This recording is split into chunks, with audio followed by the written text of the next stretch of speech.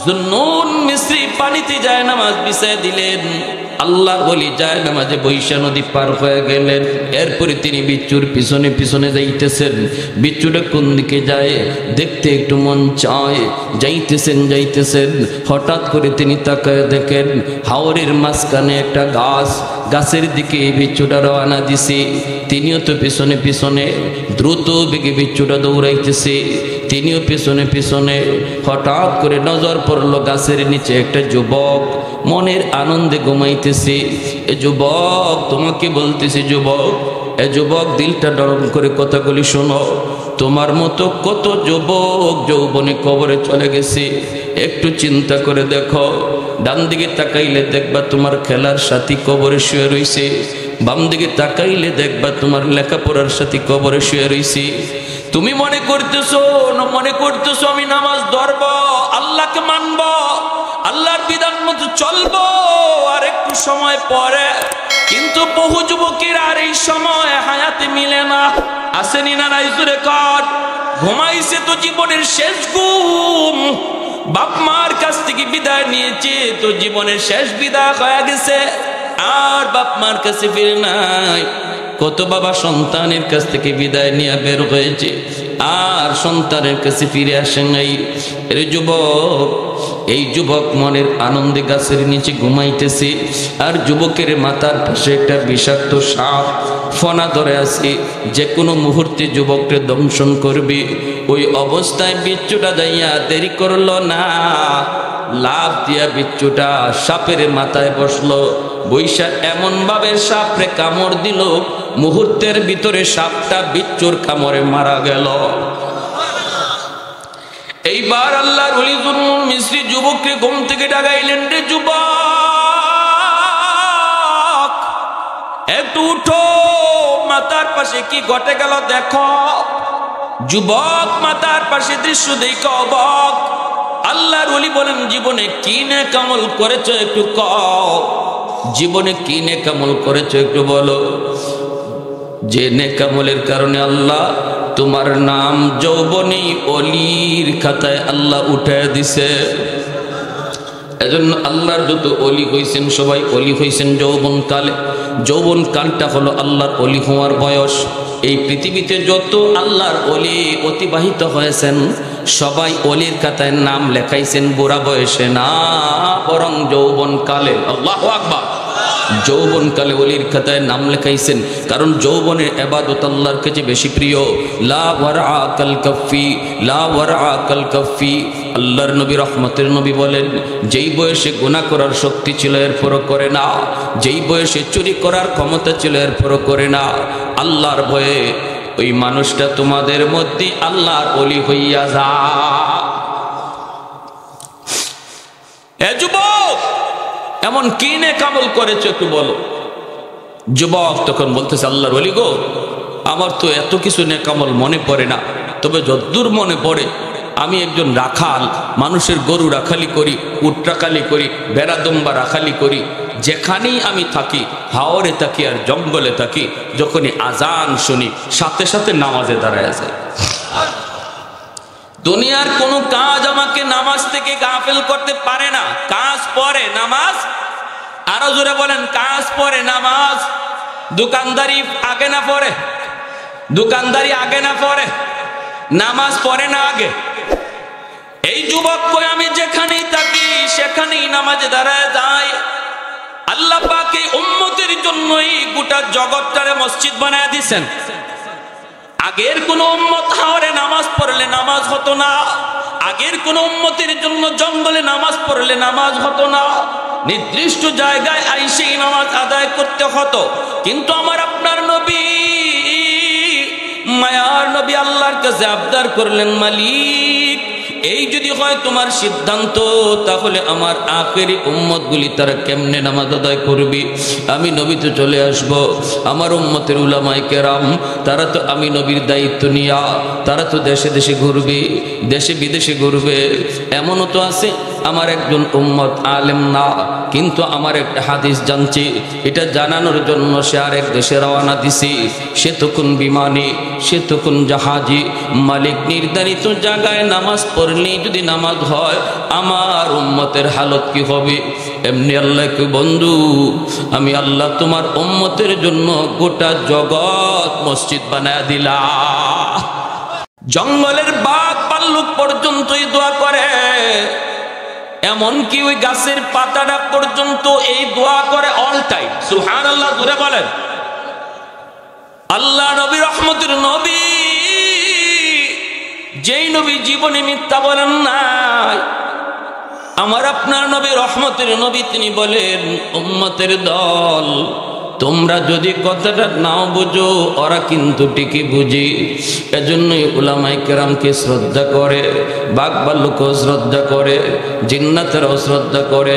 মুজাদ্দিদে আল-ফিসানি রহমতুল্লাহ আলাইহি, বাদশাহ আকবর ওনাকে জেলখানার মধ্যে আবদ্ধ করলো, জেলখানার ভিতরে ঢুকাইয়া দিল। বাদশাহ আকবর আইন জারি করেছিল দ্বীন এলাহি, এই দ্বীন এলাহির বিরোধিতা করেছিলেন মুজাদ্দিদ আল-ফিসানি রহমতুল্লাহ আলাইহি। এরপরে ওনাকে জেলে আবদ্ধ করলো, কারাগারে নিক্ষেপ করলো। বাদশাহ আকবর মন্ত্রী পরিষদ নিয়া জেলখানার বাহির থেকে দৃশ্য দেখবি। কি দৃশ্য? দৃশ্য হলো একটা বাঘ, বিশাল বড় একটা রয়্যাল বেঙ্গল বাঘ। এই বাঘটা ছেড়ে দিল সে জেলখানার ভিতরে। আর বাদশাহ মনে মনে কয়, মৌলবী, বাঘে তোমারে কেমন করে খায়, কেমন করে তোমার হাড্ডি চিবায়, কেমন করে তোমার রক্ত খায়, আমি দেখব। এই বইলা বাদশাহ জেলখানার বাহির থেকে তাকায় থাকলো, কিন্তু বাঘ ভিতরে ঢুকলো। ঠিক বাঘ আস্তে করে আল্লাহর ওলি মুজাদ্দিদ আল-ফিসানি রহমতুল্লাহ আলাইহিকে দেখা মাত্রই লেজ নাড়তে শুরু করলো।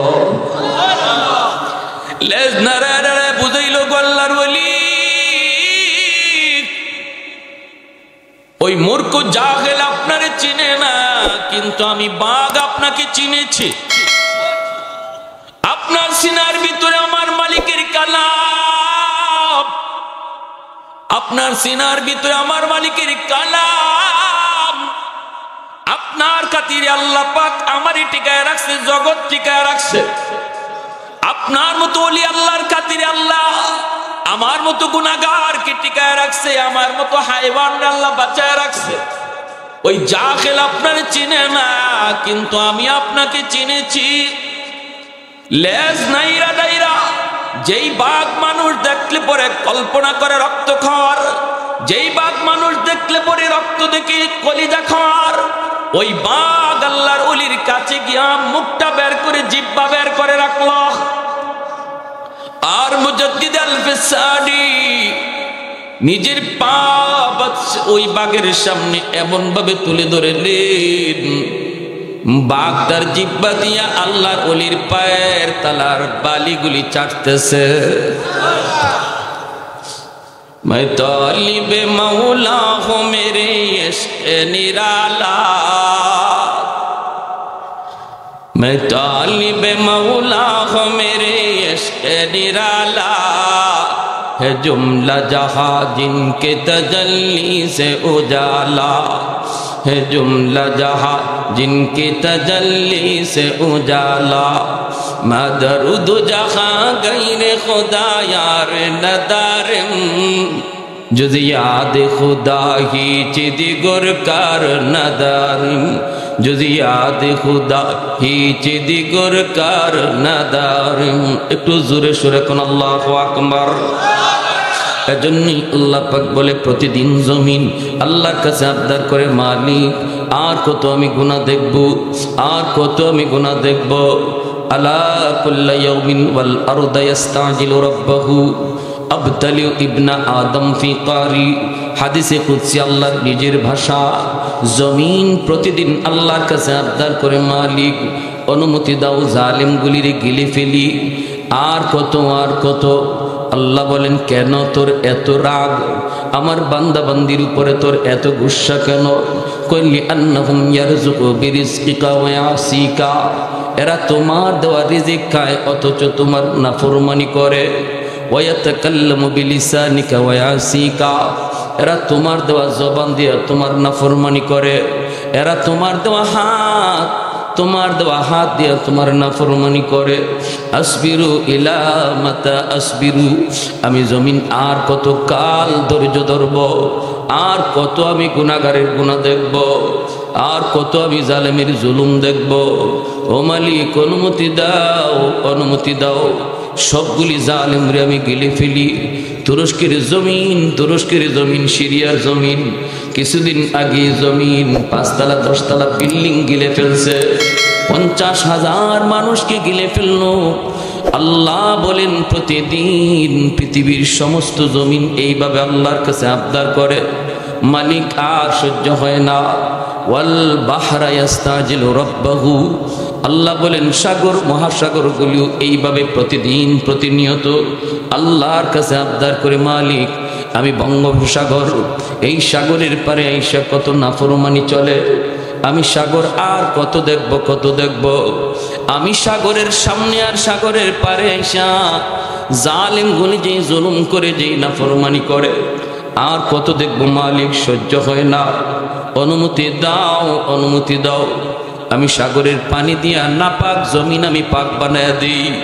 ওয়াল মালাইকাতু ইয়াস্তাজিলু রাব্বাহু, আল্লাহ বলেন ফেরেশতারাও এইভাবে কয়, আল্লাহ আর ভালো লাগে না, শেষ করে দাও। রব্বুল আলামিন ডাক দিয়ে বলেন চুপ করো, চুপ করো, আমি আল্লাহ দেখি জমিনে কেমন অন্যায় হয়, কেমন অত্যাচার হয়।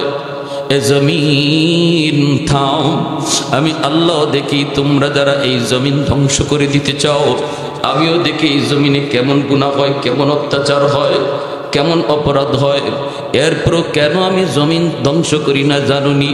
কারণ এই মানুষকে আমি আল্লাহ এত আদর করে বানাইলাম। আসমান আল্লাহ বানাইছেন কুন ফায়াকুন বইলা, জমিন আল্লাহ বানাইছেন কুন ফায়াকুন বইলা, ফেরেশতাও আল্লাহ বানাইলেন কুন ফায়াকুন বইলা। কিন্তু আমারে আপনারে আল্লাহ পাক কুন ফায়াকুন বইলা বানায় নাই।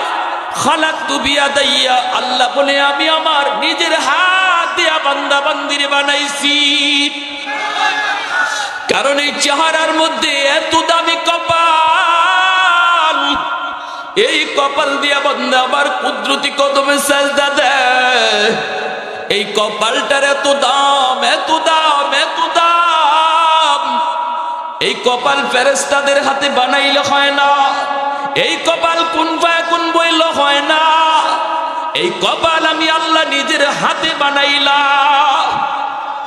লাউলা মাশাইখ রুক্কা ওয়াশ-শাবাবু খুশা ওয়াল আতফালু রুদ্দা ওয়াল আনআমু রুদ্দা লাজআলতুস সামাআ হাদিদা ওয়াল আরদা খাফসাফা ওয়াত তুরাবা রামাদা ওয়ামা আনজালতু মিনাস সামাই কাতরা ওয়ামা আমবাতু মিনাল আরদি নাবাতা বাল আনজালতু আলাইকুমুল আযাবা সাব্বা সাব্বা সাব্বা।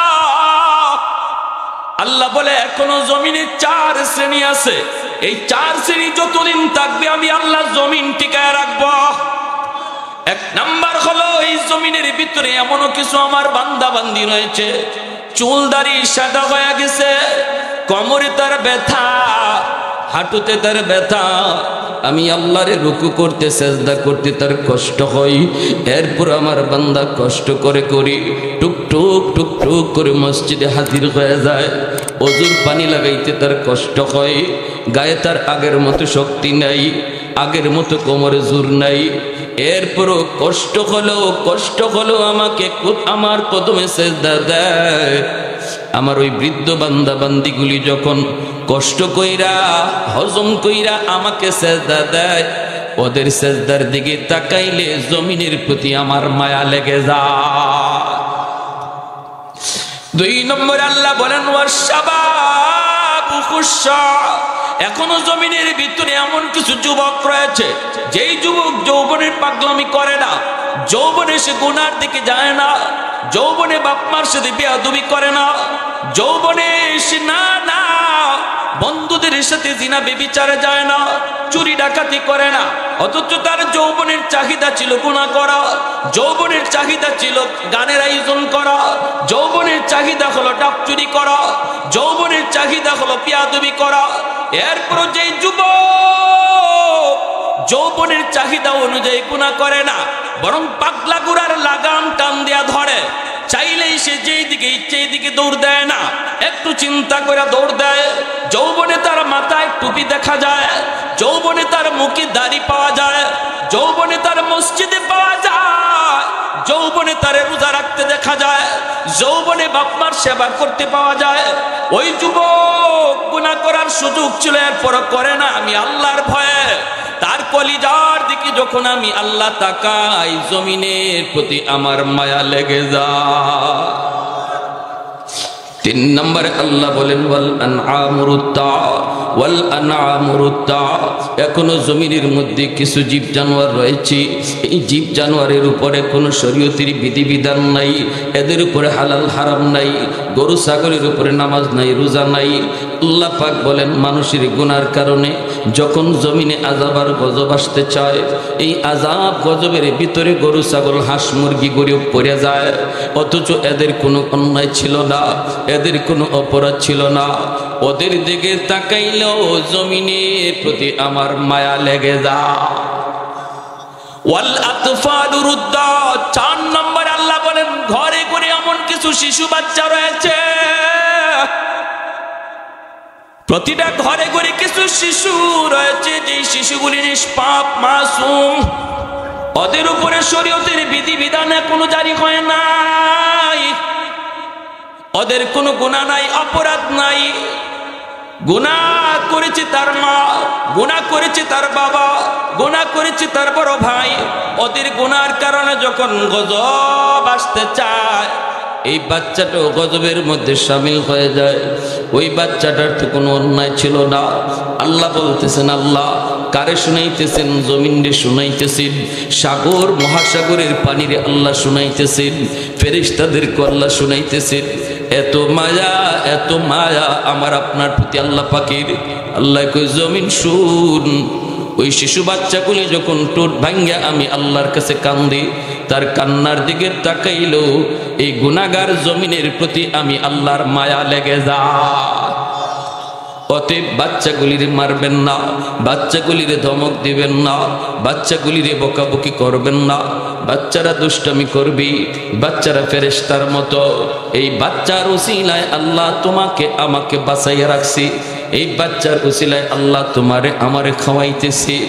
এজন্যই ভাইয়েরা মনে রাখবা, যুবক যৌবনে আল্লাহর গোলামি করবি, বৃদ্ধ বয়সে আল্লাহ তারে ঘরে বসাইয়া তারে ইবাদতের পেনশন আল্লাহ দিবে। এই কথা আল্লাহ পবিত্র কুরআনুল কারীমের সূরাতুত তিনের মধ্যে 4টা কসম কে আল্লাহ বলেছেন। ওয়াত-তিন ওয়াজ-যাইতুন ওয়া তুরি সিনিন ওয়া হাযাল বালাদিল আমিন। আল্লাহ বলেন 4টা জিনিসের কসম খেয়ে আমি আল্লাহ বললাম, মানুষ তোমারে আমি আল্লাহ বড় আদর করে বানাইছি, সম্মানী করে বানাইছি, সবচেয়ে সুন্দর করে তোমারে বানাইছি। কিন্তু এই মানুষ যখন বৃদ্ধ হয়ে যায়, মানুষের কাছে তার দাম কমে যায়, ঘরের কাছে তার দাম কমে যায়, স্ত্রীর কাছে তার মূল্য কমে যায়, সন্তানের কাছেও তার দাম কমে যায়। মানুষেরা কই আমি এখন বৃদ্ধ হয়ে গেছো, আগের মতো ধমক দিও না। সন্তান কয় আব্বা কম কথা কও, এখন আগের মতো আর তুমি বুঝো না।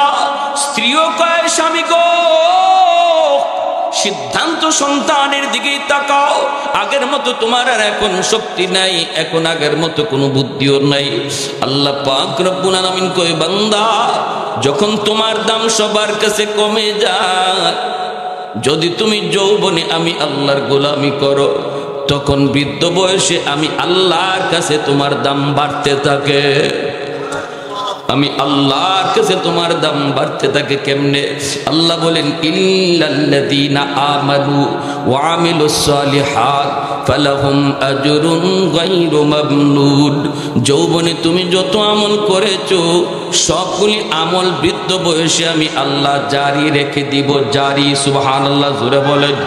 ঘরে নামাজ পড়েছে আল্লাহর বান্দা, মসজিদে যাইতে পারে না, কারণ তার কোমরে ব্যথা, মাথা ঘোরায়, বের হলে অ্যাক্সিডেন্টের ভয়, শরীর উজুরের কারণে যখন বৃদ্ধ বয়সী আল্লাহর কোনো গুনাহ ঘরে নামাজ আদায় করে, রব্বুল আলামিন বলেন এই ফেরেশতারা আমার বান্দার আমল নামায় ঘরে নামাজের সওয়াব তোমরা উঠায়ও না, একটু পরে উঠাও।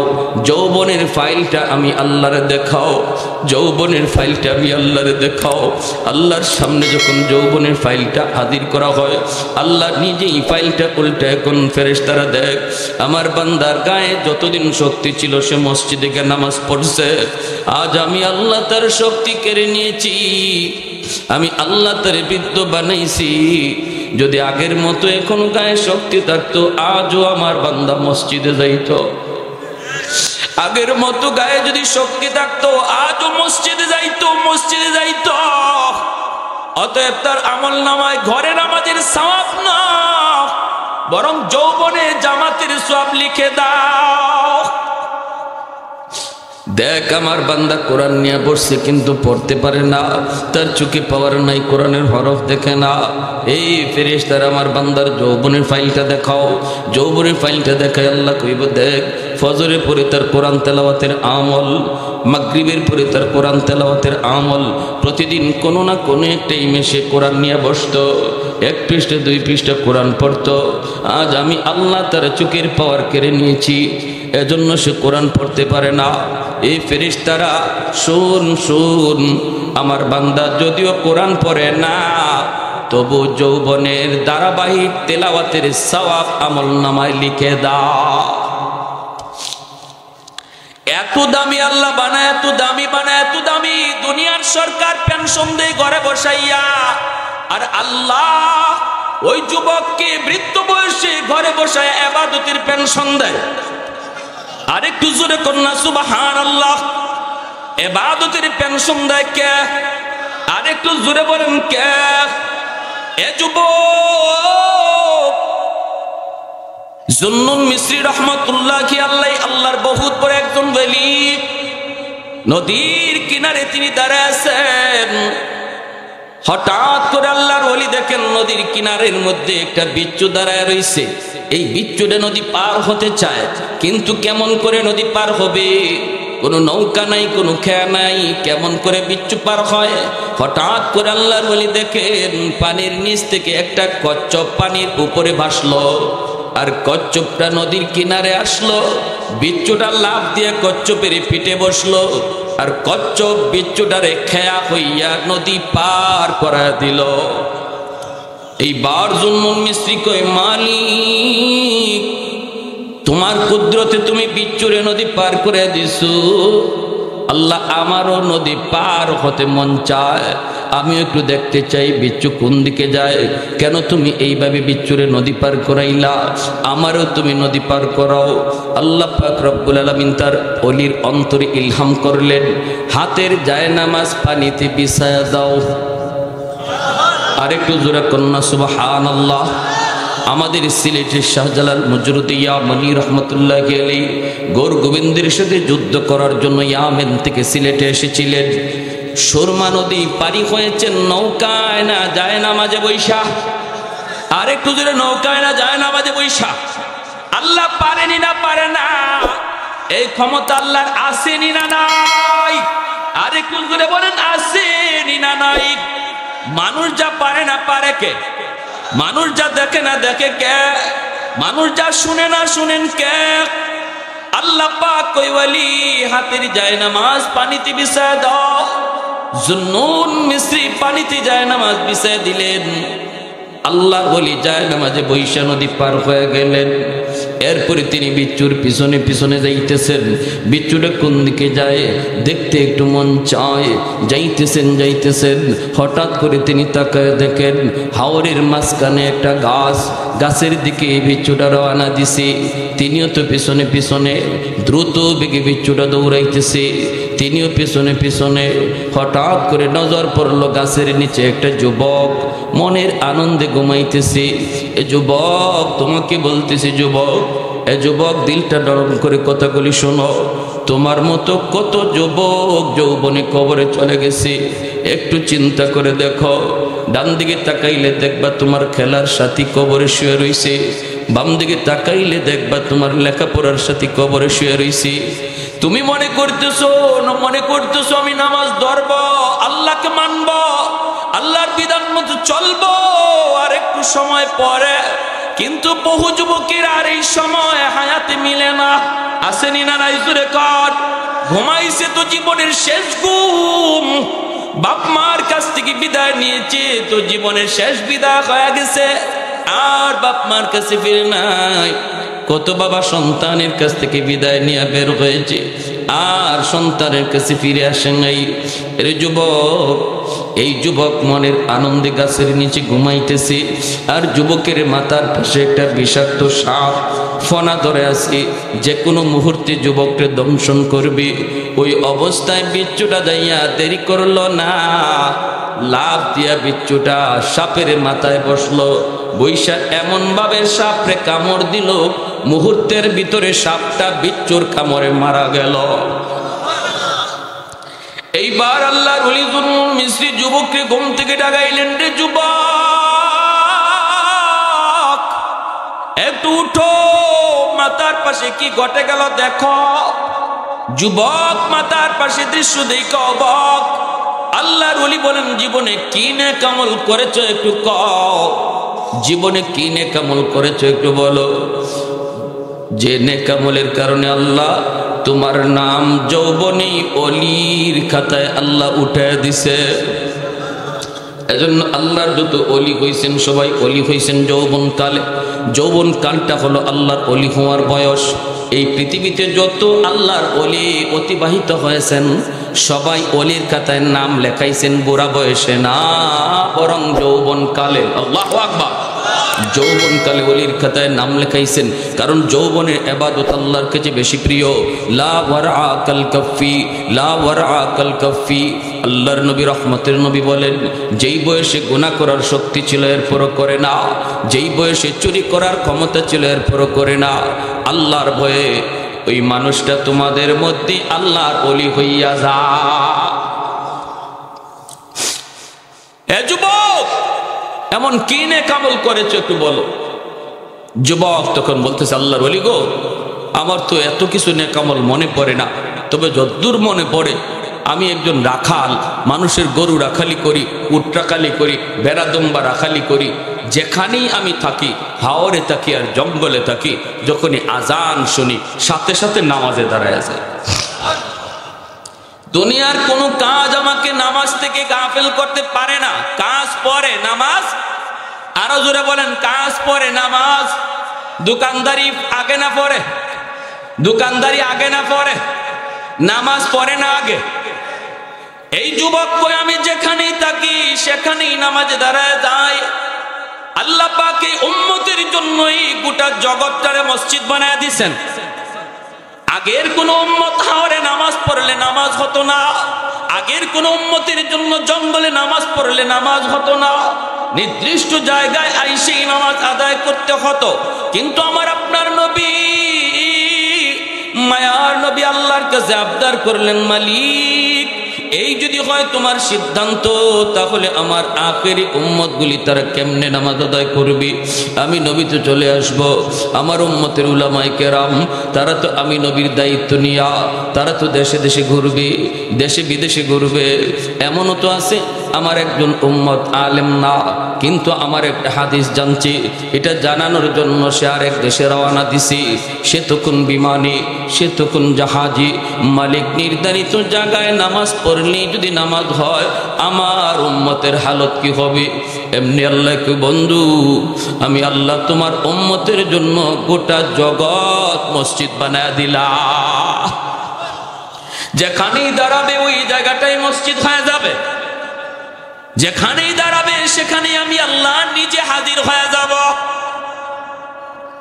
এই মেয়েরাজ মেরাজের মাস গেল, মেরাজের মাস শাবান মাস শুরু হয়ে গেল। আল্লাহর পক্ষ থেকে স্পেশাল যে পুরস্কার হাতিয়ে আনছেন সেটা হলো নামাজ। কোন কথা কইয়া কই মালিক, আমি তো তোমার সাথে দেখা করলাম, কিন্তু আমার উম্মত তোমার সাথে দেখা করবে কেমনে, কথা বলবে কেমনে? আল্লাহ আমি তো কথা বললাম, উম্মত কেমনে কথা বলবে? আল্লাহ কয় বন্ধু, আমি আল্লাহর কাছে আইসো উম্মতের কথা ভুললা না, জানি তুমি উম্মতের কথা আমার কাছে কইবা, এজন্য আমি আল্লাহ একটা ব্যবস্থা করে দিছি নামাজ। আসসালাতু মিরাজুল মুমিনিন, তোমার উম্মত যখন নামাজে দাঁড়াবে তখনই আমি আল্লাহর সাথে তার কথা হবে। যখনই এজন্য নামাজে দাঁড়ায় আমরা বলি আলহামদুলিল্লাহ, সমস্ত প্রশংসা আল্লাহর। আল্লাহ তখন নিজের পরিচয় দেন না, পরিচয় না দিয়ে আল্লাহ বলে কার প্রশংসা তুমি করতেছ? কয় লিল্লাহ। আল্লাহ তখন নামাজের প্রশ্ন করে মানিল্লাহ, কে তোমার আল্লাহ? কয় রব্বুল আলামিন। আল্লাহ তখনও কয় মানির রব্বিল আলামিন। কে তোমার রব? কয় আর রহমান। আল্লাহ বলেন মানির রহমান। কে তোমার রহমান? নামাজি তখন কয় আর রহিম, তিনি বলেন রহিম। আল্লাহ আবার কয় কে তোমার রহিম? মানির রহিম। কয় মালিক ইয়াউমিদ্দিন, যিনি কিয়ামত দিবসের মালিক। এতগুলি প্রশ্ন আল্লাহ নামাজিনে করলেন, জবাব নামাজি নামাজের মধ্যে দিল, অথচ নামাজি কে প্রশ্ন করে তারে চেনে না, আর আল্লাহ তার পরিচয় তারে দেন না। যখনই কয় মালিক ইয়াউমিদ্দিন, কিয়ামত দিবসের মালিক, তখনই আল্লাহ পাক রব্বুল আলামিন নিজের পরিচয়টা দিয়া দেয়। আল্লাহ কয় রে বান্দা শুন, এতক্ষণ পর্যন্ত যারে তুমি আল্লাহ কইছো, যারে তুমি রব কইছো, যারে তুমি রহমান কইছো, যারে তুমি রহিম কইছো, যারে তুমি মালিক ইয়াউমিদ্দিন কইছো, আমি সেই আল্লাহ, আমি সেই রব। জোরে বলি সুবহানাল্লাহ। তখন বান্দা আল্লাহর পরিচয় পাইয়ে আল্লাহর কাছে ডাইরেক্ট কয় ইয়্যাকা না'বুদু ওয়া ইয়্যাকা নাস্তাঈন। এতক্ষণ চলছে থার্ড পারসনে, আল্লাহর সাথে কথা হয়েছে থার্ড পারসনে, এখন আইছে আমার ভাইয়েরা সরাসরি, এখন সরাসরি কথা চলছে সেকেন্ড পারসনে। আল্লাহরে কয় ইয়্যাকা না'বুদু ওয়া ইয়্যাকা নাস্তাঈন, আমি তোমার ইবাদত করি, তোমার কাছে সাহায্য চাই, আমি তোমারই ইবাদত করি, তোমার কাছে সাহায্য চাই। আল্লাহ পাক তখন খুশি হয়ে বলে বান্দা আমি তোমার উপরে খুশি, কি চাও বলো? কয় ইহদিনাস সিরাতাল মুস্তাকিম, আল্লাহ তোমার কাছে আমি জান্নাতের রাস্তা চাই। এজন্য ভাইরা বন্ধুরা যুবক ডাক দিয়া কয় আল্লাহর ওলি গো, আমি যেখানেই থাকি সেখানেই নামাজে দাঁড়ায় যাই। এ যুবক, যৌবনে আল্লাহর ওলি হওয়ার একটা বিশেষ আমল, নামাজের ভিতরে কোনো কমতি রাখা যাবে না। যৌবনে আল্লাহর ওলি হওয়ার একটা উল্লেখযোগ্য আমল যৌবনে পাক্কা নামাজি হওয়া। এরপরে যুবক বলতেছে আমি যখন ঘর থেকে বের হলাম আল্লাহর কাছে ডাক দিয়ে বলি মালিক আমি তো বের হইতেছি, তোমার নামে বের হলাম। এজন্য আমরাও যখন কোথাও ঘর থেকে বের হব, দোকানে যাই, হাওরে যাই, বাজারে যাই, শহরে যাই, বলবো বিসমিল্লাহি তাওয়াক্কালতু আলাল্লাহ লা হাওলা ওয়ালা কুওয়াতা ইল্লা বিল্লাহিল আলিয়্যিল আযীম। এই দোয়াটা পড়ে যে মানুষ বের হয়, যেই মানুষটা ঘর থেকে বের হয়, সে নিজের আল্লাহর হাওলা করে বের হয়। আল্লাহ বলে বান্দা তুমি যখন আমার উপরে নিজের হাওলা করো তখন তোমার নিরাপত্তার জিম্মাদারি আমি আল্লাহর হাতে। গাছের নিচে যখন ঘুমাইতে যাই তখনও কইতেছি আল্লাহ আমি ক্লান্ত পরিশ্রান্ত, আল্লাহ আমি বড় পরিশ্রান্ত, আমি একটু ঘুমাবো, কিন্তু কোন ভরসায় ঘুমাই? আল্লাহ এখানে যদি আমারে কোনো জীব জানোয়ারে ক্ষতি করে বাঁচানোর কেউ নাই, আপন বলতে কেউ নাই। আল্লাহ একমাত্র আমি তোমার হাওলা করলাম, আল্লাহ তোমার উপরে ভরসা করলাম। আল্লাহ বলে ওয়ামান ইয়াতাওয়াক্কাল আলাল্লাহ ফাহুয়া হাসবু, বান্দা আমার উপরে তুমি যেই পরিমাণ ভরসা রাখবা আমি তোমার সাথে ওই পরিমাণ লেনদেন করব। ভরসা আমরা আল্লাহর উপরে করব 50% না 100%? জোরে বলেন 50 না 100% ভরসা যখন আল্লাহর উপরে করব, আমার আপনার জিম্মাদারিও আল্লাহ 100% নেবেন। আমাদের ইয়াকিনে দুর্বলতা, আমরা আল্লাহর উপরে 100% ইয়াকিন আনতেই পারি না, করতে পারি না। যারা করছে তারা ফল পাইছে, ওই যুবক 100 ভরসা আল্লাহর উপরে করছে, বিধায় যখন সাপ আসছে তার মারতো, আল্লাহ নদীর ওই পার থেকে বিচ্ছুরে পাঠাইছে, যা যেই সাপ আমার ওই যৌবনকালে যে আমার অলির খাতায় নাম লেখাইছে তার ক্ষতি করতে চায়, তুই যে সাপরে মার। আল্লাহর কুদরতে নদীর ওই পার থেকে বিচ্ছু আইসা সাপরে কামড় দিয়া মাইরা যুবকের হেফাজত আল্লাহ করলেন। সুবহানাল্লাহ, জোরে করতে। এজন্যই ভাইরা মনে রাখবেন, আল্লাহ পাক কয় ওই যুবকগুলি যতদিন জমিনে থাকবে আমি আল্লাহ আযাব গজব থেকে জমিনে হেফাজত করব। এই যুবকের কলিজে আল্লাহর ভয় কেমনে আইছে? কই মাদ্রাসা আছে বিদায়, উলামায়ে কেরামের মেহনত আছে বিদায়, মুরব্বী মানুষ এখনো বৃদ্ধ বয়সে আল্লাহর কদমে সাজদা দেয়, আল্লাহকে চিনে, আল্লাহ আল্লাহ জিকির হয়। কেন হয়? কারণ সমাজে এখনো আল্লাহ নামের পরিবেশ আছে, ঠিক না? এখনো মাদ্রাসা আছে, উলামায়ে কেরামের হরকত আছে, উলামায়ে কেরামের মেহনত আছে। উলামায়ে কেরামের মেহনত যতদিন থাকবে জমিনের মানুষ ততদিন আল্লাহ আল্লাহ জিকির করবে। মাদ্রাসা যতদিন থাকবে ততদিন আল্লাহ বলার পরিবেশ থাকবে। আর আল্লাহ পাক তখন আসমান জমিনকে আল্লাহর রহমত দ্বারা বাঁচায় রাখবে। আর যতদিন মাদ্রাসা থাকবে না, যেদিন মাদ্রাসা থাকবে না, আলেম ওলামা থাকবে না, ওই দিন আল্লাহ জমিনও রাখার কোনো চিন্তা করবেন না। অতএব কেউ যদি মাদ্রাসার ক্ষতি করতে চায়, মনে রাখবা সে মাদ্রাসার ক্ষতি করলো না, বরং নিজের ক্ষতি নিজে করলো। কেউ যদি মাদ্রাসা বন্ধ করে দিতে চায়, সে মাদ্রাসার ক্ষতি করলো না, নিজের জীবন সে নিজে বন্ধ করে দিল। কেউ যদি মাদ্রাসায় হাত উঠায়, সে নিজের পায়ে নিজে কুড়াল মারলো।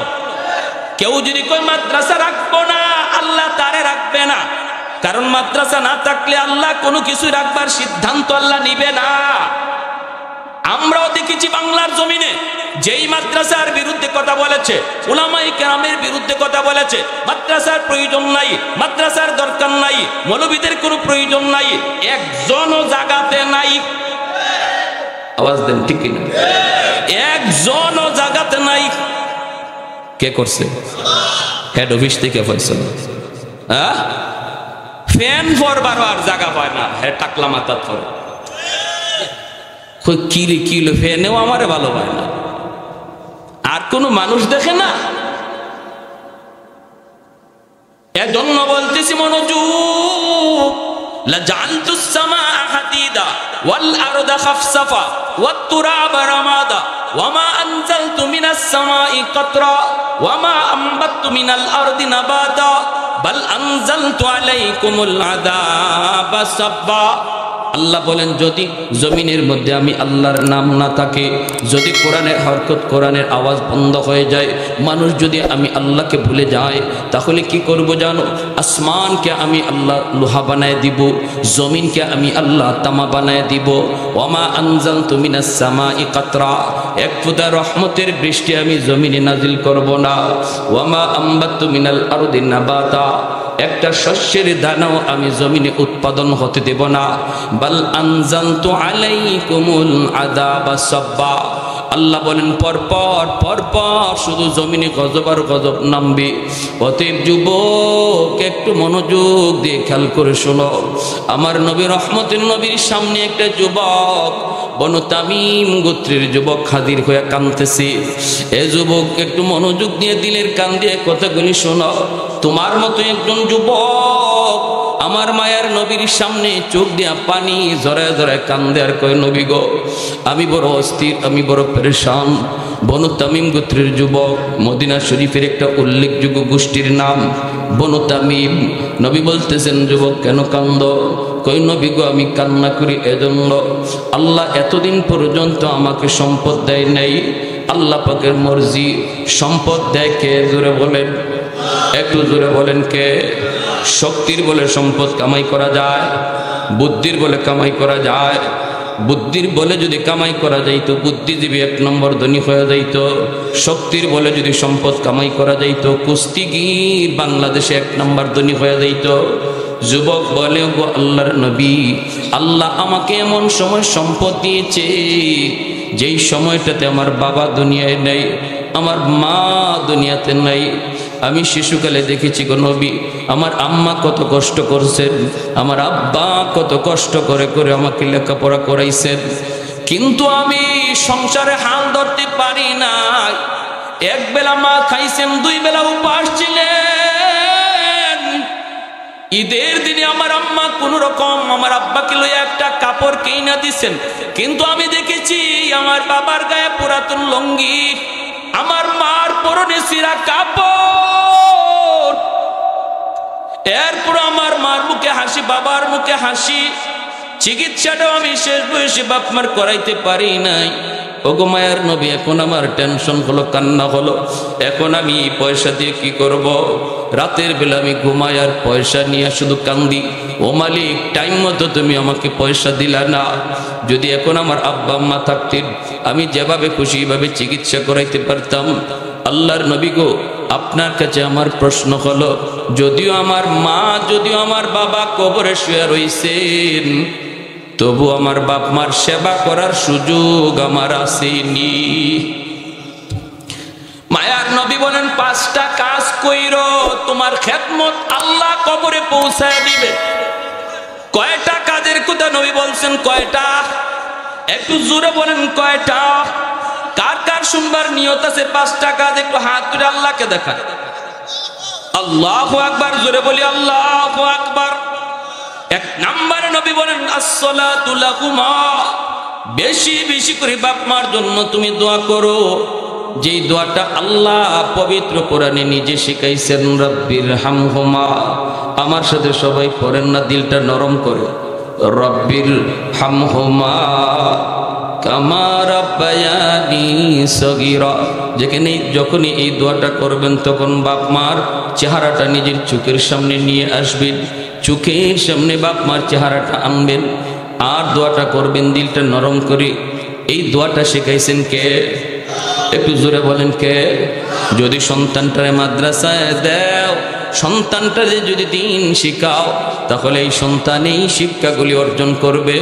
সন্তান জন্ম দেওয়া বাবার জন্য সার্থক, সন্তান জন্ম দেওয়া মার জন্য সার্থক।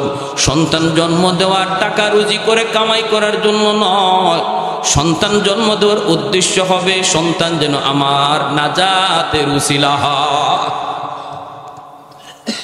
দোয়াটা শিখাইছেন আল্লাহ, কবুল করবেন কে? যিনি দোয়া কবুল করবে, ইনি যদি দোয়া শিখাইয়া দেয়, তাহলে বোঝা গেল এই দোয়া কবুল হবে 100%। ফ্যাক্টরির মালিক, সে চাকরি নিয়োগ দিবে, দরখাস্ত 100টা আসছে, একজনের দরখাস্ত যদি মালিকে নিজেই লেখা দেয়, তাহলে বোঝা গেল আর কারো চাকরি হোক না হোক, ওর চাকরি হবে 100%। ঠিক না? পবিত্র কুরআনুল কারীমের সূরা বনী ইসরাঈল আল্লাহ নিজে দোয়া শিখাইতেছেন। দোয়া করো, রব্বির হামহুমা কামা রাব্বায়ানি সগীরা। ও মালিক, শিশুকালে আমার আব্বা আম্মা আমাকে যেইভাবে মায়া করছেন, আমাকে যেইভাবে আদর করছেন, আল্লাহ তুমি আজকে আমার মা বাবারে এইভাবে আদর করো। আল্লাহ এই কথা বুঝাইতে চাইলেন, বান্দারি শিশুকালে তোমার মা তোমার জন্য কত রাত মাতার পাশে দাঁড়ায় দাঁড়ায় রাত কাটাইছি। বান্দা, এটা তোমার মনে নাই, কিন্তু আমি আল্লাহর মনে আছে। কতদিন তোমার বাবা তোমাকে কোলে নিয়ে রাত 3টা বাজে ডাক্তারের কাছে দৌড় দিছে। বান্দা, এটা তোমার মনে নাই, কিন্তু আমি আল্লাহর সব মনে আছে। সুবহানাল্লাহ। অতএব যখনই বাপ মার জন্য দোয়া করো, শিশুকালের কথাটা আমি আল্লাহরে ইয়াদ করে দিও।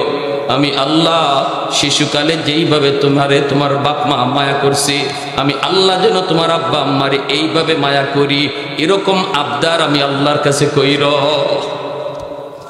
2 নম্বর আল্লাহর নবী বলেন, ওয়াল ইস্তিগফারু লাহুমা, বেশি বেশি বাপ মার জন্য দান সদকা কইর, মসজিদ মাদ্রাসা দান কইর, এলাকার মানুষের মাঝে দান কইর, বেশি বেশি দান কইর। দান করা মাত্রই তোমার মা তোমার বাবার কবরে আল্লাহর নগদ খেদমত পৌঁছে দিবে। 3 নম্বরে নবী বলেন, ইনফাযু আহদিহিমা মিন বাদিহিমা, বাপ মার যদি কোনো পাওনা থাকে, মানুষ তোমার বাপ মার কাছে কোনো কিছু পায়, এই পাওনাটা তুমি সন্তান পরিশোধ কইরো। যদি পাওনা পরিশোধ করো, সাথে সাথে কবরে আল্লাহ খেদমত পৌঁছায় দিবে। তোমার বাবা কারো হক নষ্ট করেছে, তোমার বোনের হক তোমার বাবারা নষ্ট করেছে, তোমার বাবার সব সম্পদ তোমারে লিখে দেয়া গেছে, তোমার বোনদেরকে দেয় নাই। বলুন তো, বাবা মারা যাওয়ার পর বাবার সম্পদের বন্টন কে করছে? আওয়াজ আসতে কেন? আরো জোরে। সম্পদের বন্টন কে করছেন? মেম্বার সাহেব, চেয়ারম্যান সাহেব, এমপি সাহেব, মেয়র সাহেব? কেউ না। সম্পদ বন্টন করছেন কে? লিযাকারি মিসলু হাজ্জিল উনসায়াইন। আল্লাহ পাক পবিত্র কোরআনে সম্পদের বন্টন করেছে। যে বাবা মৃত্যুর আগে মেয়েদেরকে ঠগাইয়া ছেলেদের নামে সম্পদ লিখে দেওয়া গেছে, এই বাবা যত বড় হাজি হোক, যত বড় গাজী হোক, যত বড় ফাকরিওয়ালা হোক, যত বড় মসজিদের সামনের কাতারে মুসল্লি হোক, সে কবরে যাওয়া মাত্রই তার নামাজ, তার রোজা, তার যাকাত কোনো কিছুই আগুন নিভাতে পারবে না, আগুন শুধু জ্বলবেই। এজন্য নবী বলছেন, তুমি যদি বাপ-মার সেবা করতে চাও তাহলে দেখো বাবা কারো হক নষ্ট করছে কিনা, এই হকটা তাড়াতাড়ি ফিরিয়ে দাও, তাহলে আল্লাহ কবরের আগুন নিভাইয়া দিবে। এছাড়া কোনো পথ নাই। যদি তুমি বুঝো তোমার বাবা তার বোনদের হক নষ্ট করেছে, তোমার দাদা মারার পর তোমার আব্বা তোমার ফুফুদের সম্পদ দেয় নাই, বাবা মারা যাওয়ার পর তুমি ফুফুদেরকে ডাকো, ডেকে ফুফাতো ভাই বোনরে ডাকো, চাচারে ডাকো, চাচাতো ভাই বোনরে ডাকো, ডেকে সম্পদ বুঝায় দাও, তাহলে কবরে আগুন নিববে। আল্লাহ নবী বলেন, এই কাজ না কইরা কোনো সন্তান যদি বাবার নামে 40টা না 100টা গরু জবাই কইরাও জিয়াফত করে, বাবার কবরের আগুন এক জাররা পরিমাণও কমবে না, এক জাররাও কমবে না। এজন্য আল্লাহ নবী বলেছেন, 3 নম্বরে তোমার বাবার দেখো কোনো মানুষের পাওনা আছে কিনা, এই পাওনাটা পরিশোধ করো। 4 নম্বরে নবী বলেন, সিলাতুর রাহমিল্লাতি লা তুসালু ইল্লা বিহিমা। তোমার বাবার যারা রক্তের মানুষ, মার যারা রক্তের মানুষ, ওদের খোঁজ খবর রাখো। বাবার রক্তের মানুষ হলো চাচা, বাবার রক্তের মানুষ হলো ফুফু, চাচার খবর নাও, ফুফুর খবর নাও। বাবা কবরে শুয়ে আছে, যখনই ফোনটা দিয়া কইবা চাচা কেমন আছেন, ও ফুফু তুমি কেমন আছো, চাচা তো ভাইটারে ফোন দিয়া খবর নিবা, ভাইরে তুই কেমন আছো। বাবার রক্তের মানুষের খোঁজ নিলা, মায়ার নবী বলেন যেন তুমি ফোনটা বাবার কবরেই লাগাইছো। একজনের সহযোগিতা করলা, সাথে সাথে কবরে আল্লাহ দানের খবর পৌঁছায়া দিবে। মা দুনিয়ায় নাই, কিন্তু মার রক্তের মানুষ আছে, মামা আছে, খালা আছে, নানা আছে, নানি আছে, ওরা আজকে অসহায়। আল্লাহ তোমাকে সচ্ছলতা দান করেছে, পড়নেও যখনই তুমি ওদের পাশে যায় তুমি দাঁড়াইবা সুখে দুঃখে, যখনই তুমি তাদের পাশে যায় দাঁড়াইবা। আল্লাহর নবী বলেছেন, যেই নবী জীবনে কোনোদিন মিথ্যা বলেন না, এই নবী বলেন সাথে সাথে মার কবরে আল্লাহ তোমার খেদমত পৌঁছায় দিবে। 5 নম্বরে নবী বলেন শেষ, ইকরামু সাদিকিহিমা মিন বাদিহিমা। মায়ার নবী দয়ার নবী বলেন, বাবার বন্ধু বান্ধব যারা, তাদেরকে দেখলে বাবার মতো শ্রদ্ধা কইরো, বাবার বয়সের মানুষ দেখলে বাবার মতো শ্রদ্ধা কইরো। আজকে তোমার বাবা নাই, কিন্তু বাবা যাদের সাথে চলতো এদেরকে দেখলে সালাম দিবা আগে, তারপরে ভালো মন্দ জিগাইবা, পারলে একটু ঘরে ঢুকাইবা, 1 কাপ চা খাওয়াইবা, একটা পান খাওয়াইবা, ঈদের সময় একটা লুঙ্গি দিবা, একটা গেঞ্জি দিবা। মায়ার নবী কয়, বাবা কবরে কিন্তু বাবার বন্ধুরে তুমি আদর করছো, শ্রদ্ধা করছো। আল্লাহ পাক বলে, তোমার এই কাপড় তুমি পরাইছো দুনিয়ার কাপড়, আর তোমার বাবারে আল্লাহ পরাইব জান্নাতি কাপড়। মা দুনিয়ায় নাই, কিন্তু মার বান্ধবী আছে। মা যাদের সাথে চলতো ওদেরকে দেখলে পরে মায়ের মতো শ্রদ্ধা কইর। চাচি কেমন আছেন, একটু ঘরে বইসা যান। আজ যদি আমার আম্মা দুনিয়া থাকতেন তাহলে মাকে না দেখে যাইতে পারতেন না। চাচি আসেন না একটু ঘরে, 1 কাপ চা খেয়ে যান। নবী বলে, যেন তুমি তোমার মারই তুমি সেবা করছো। সুবহানাল্লাহ জোরে কর। এজন্য ভাইরি আল্লাহ নবী বলছেন, বাপ মার জন্য দান সদকা করলে কবরে খেদমত পৌঁছায় দিবে কে? একটু জোরে বলেন না কে? আর একটু জোরে বলেন না কে? এতটুকু হাদিসের উপরে আমল করব কেডা? কোন সন্তান? যেই সন্তানে হাদিস পড়ছে, যেই সন্তানে মাদ্রাসায় গেছে, যেই সন্তানটার হাত ধরে বাবা মাদ্রাসায় ভর্তি করছে, এই সন্তানই তো হাদিস মতো বাপ মার বাপ মার জন্য আমল করবে, ঠিক না? আরো জোরে কোন ঠিক না? তাহলে সন্তান মাদ্রাসায় দেওয়ার দরকার আছে নি না নাই? যদি আপনার সন্তান আপনার জানাজা দেয়, আপনার সন্তান যদি আপনার গোসল দেয়, আপনার সন্তান যদি আপনার কবরের পাশ দিয়ে যায়, সন্তানরা যদি দিন না শিখান, সন্তান কবরের পাশ দিয়ে যাবো গান গায়ে গেয়া, বন্ধুদের নিয়ে কত সন্তান গান গায়ে বাবার কবরের পাশ দিয়ে চলে যায়, দিলটা কাঁপে না। আর সন্তানটা যদি কোরআন শেখান, বাবার কবরটা দেখা মাত্রই চোখ দিয়ে পানি আসবে, ইয়াসিন পড়তে পড়তে কবরের সামনে হাজির হবে, আল্লাহ সাথে সাথে কবরের আযাব মাফ করে দেবে। সার্থক ওই বাবা ওই মা, সার্থক যার সন্তান কোরআনে হাফেজ, যার সন্তান আলেমে দিন।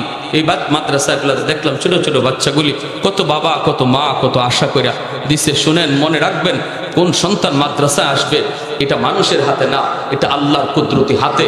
যেই সিনাকে আল্লাহ চয়েস করেন, নিজে নির্বাচন করেন তার কোরআনকে আমানত রাখার জন্য, তারই মাদ্রাসায় আসার তৌফিক দেন। বাহাদুরি করে সন্তানের সিনায় কোরআন ঢুকানো যায় না। লক্ষ টাকা কোটি টাকা দিয়া ডিগ্রি কিনা যায়, উকিলাতি ডিগ্রি কিনা যায়, ব্যারিস্টারি ডিগ্রি আনা যায়, টাকা দিয়া হরিণের চোখ মিলে, কিন্তু সম্পদ হইলেই সন্তানের সিনায় কোরআন ঢুকানো যায় না, যদি আল্লাহ চয়েস না করে, ঠিক কিনা? এটা আল্লাহর নির্বাচন। আমার ভাইরা, আমি মুসাফির মানুষ, যাব সিলেট, একটু অনুরোধ করব, মুসাফিরের দোয়া আল্লাহর কাছে কবুল। এমন একজন সন্তান বাবার নামে, এমন একজন সন্তান মায়ের নামে বলেন, আল্লাহ যেন নগদ এই খবরটা কবরে পৌঁছায় দেয়, সেবার খেদমতটা যেন পৌঁছায় দেয়। একজন সন্তান হাতটা জায়গায় বলেন, হুজুর ইনশাআল্লাহ আমি 5,000 টাকা ইনশাআল্লাহ আমি মাদ্রাসায় নবীর বাগানে দিব, আমার আম্মার নামে, আমার আব্বার নামে। বলেন হিম্মত করে একজন ভাই, সবার আগে যিনি উঠাবেন, এরপরে যত